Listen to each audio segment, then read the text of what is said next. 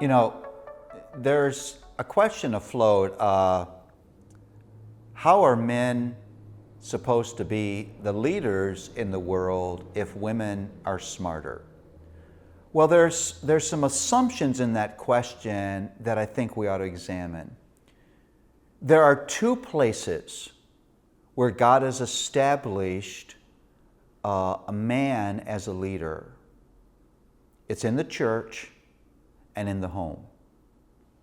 And He's called women to be in an active, honorable, but supportive role.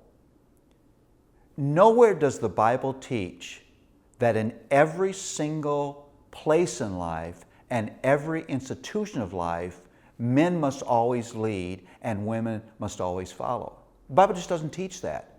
There are places where women can exercise leadership. For example, it may be that God has uniquely gifted a woman as a doctor, and she becomes a leader in her field. She's got unique gifts of God, and she has done research that has brought her to a place of prominence.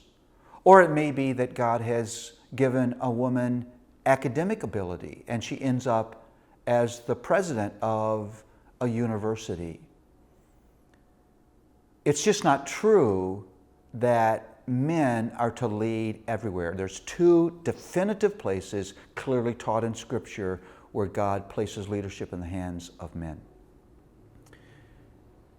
Now, let me say something even about that. Even in those places, any leader who is truly a leader leads out of humility.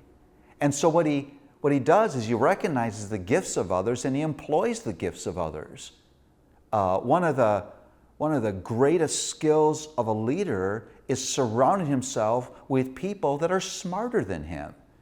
That doesn't mean he's not leading. That's a way of leading.